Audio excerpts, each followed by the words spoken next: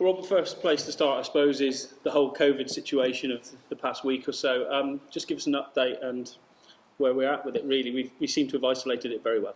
Yeah, obviously great credit to, well, we're very fortunate. We've got a very good medical team here, a good group of doctors. Obviously our physio and condition staff, very professional around how they manage these scenarios. Obviously along with Tony and Walker, team manager, we're got a lot of very good protocols in place. And obviously the minute we picked up those positive tests on the Monday, we shut down the training ground here. Everything here was closed down, went into the deep cleaning phase. Players were told exactly what they needed to do individually, depending on which group they were in, either a positive test or a contact from the game or a contact from living with players, etc. We got on with that very well. We retested on the Friday, which enabled us to really know what was going on within the squad and if there'd been any further spread. We retested on Monday. Unfortunately, the tests on Monday showed that really pretty much we're on top of it. And we'll have a decent strength squad to pick from. Going into Gloucester, virtually full strength. The only thing that may stop it being, as I say, a full strength side is a couple of players, if they report any kind of symptoms during this week, still hanging on from their positive tests. Outside of that, we're on top of things. It's certainly not within the group now. Like I say, we feel we've dealt with this professionally as we can have done. Obviously, we're always looking at anything we can do to prevent it, A, getting into the group, and B, any kind of spread. But we've also investigated all of those kind of things. And as I say, it's very difficult, particularly with young guys, because it's very hard to know where initially it comes from, because so many of them are asymptomatic and can be for quite a while before they either fail a test or develop symptoms. And so we actually don't really know where it was picked up from or how long it had been in the group before we tested on Monday. So all we've been able to do is really react to that test, which we've done, and we feel like we're on top of it. The past 6-8 months have all been like speed bumps in the way, so this is just another one. But as you say, the boys are used to it, and they've just got to prepare for Gloucester now, and that's the big thing. Yeah, I think the big thing is with COVID, is it's more that we take a lot of responsibility on this. It's for us not to pass it on to anybody else. So if it does come into this camp, and obviously we're very fortunate, we're one of the few groups allowed to play contact sport and allowed to get on with life in general that way, is that if it gets into the group and it does spread a little bit, as happened last week, that we lock it all down and we make sure it doesn't spread outside this group, because the reality is our group are relatively not very vulnerable to the effects of it, but there are a lot of people, particularly around Devon, where it's not been spreading that much, who would be very vulnerable to it. So that's the key for us, is to lock it down here, make sure it doesn't spread outside of the group more than anything else. And as I said, we think we've done all that very well, very professionally.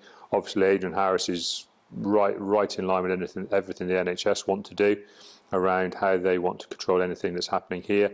And as I said, we feel like we've done a really good job on locking it down.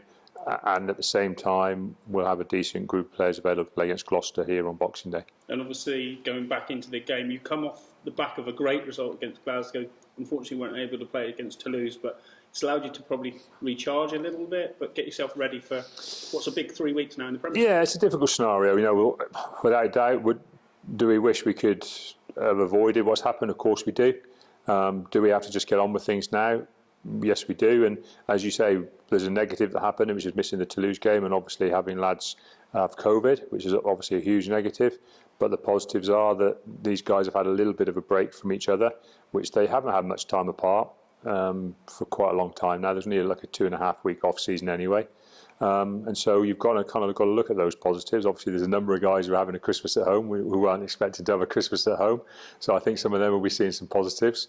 But outside of that, we'll get on and we'll play as well as we can on Boxing Day. I mean, there is a reality for us as well that this is the 2,000 people who'll be in on Boxing Day are the other half of our season ticket holders. We had the first half in against Glasgow.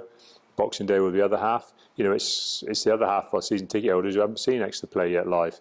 And we've got a responsibility to go out there and perform well for them as well. You put on a show against Glasgow, didn't you? And that's kind of, well, I don't want to say a benchmark, but certainly an area you want to at least replicate again this weekend. A little bit, because I think obviously looking at the conditions, and again, we're going to get probably slated for talking about boring rugby or whatever, the conditions do look wet on Boxing Day. They do look difficult to play, as was in the Glasgow game.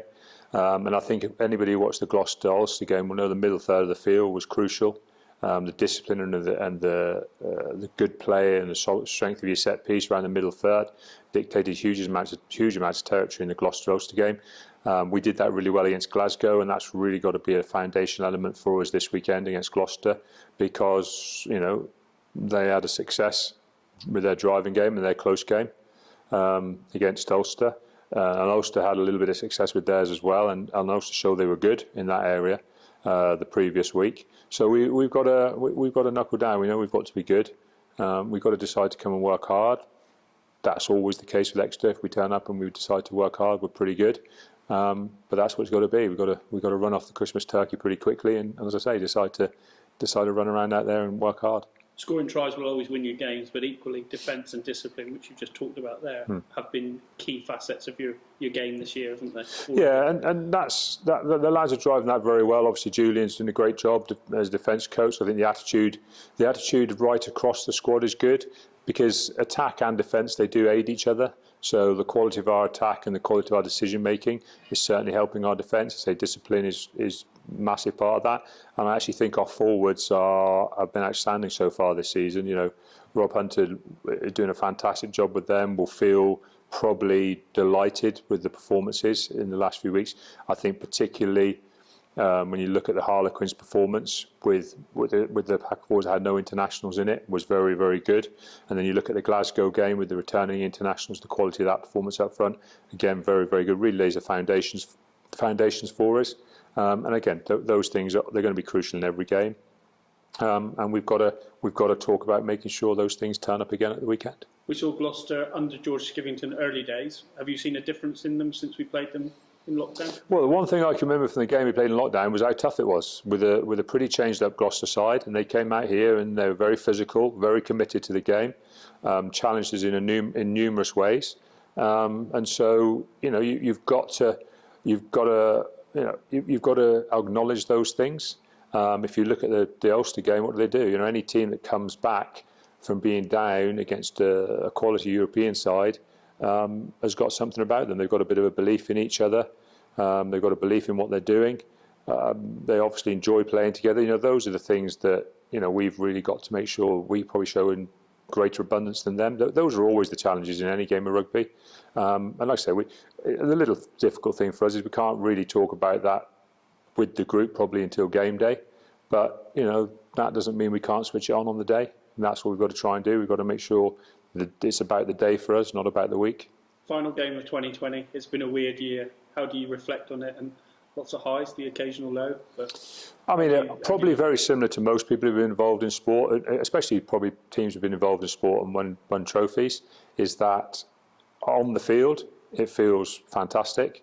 And the achievement of some of our players and the work they've put in and the work I've seen the coaching group put in, you've got to acknowledge that and say that's been a fantastic amount of work, and they've really dealt with some difficult circumstances really, really well. But you've always got to talk about that the bit that sours it a little bit is our own supporters not being able to be there and witness it with us and be part of it. And of course, you've got to acknowledge the fact that it's been a tragic year for a lot of people because of the COVID scenario. And so I think that's the important way to look at it. From a sporting perspective, it's been great. From a bigger perspective, it's not been a good year for us, has it? So, let's hope that moving forward, the sporting part can stay, and the perspective for the whole country can improve as well. Thanks, Rob.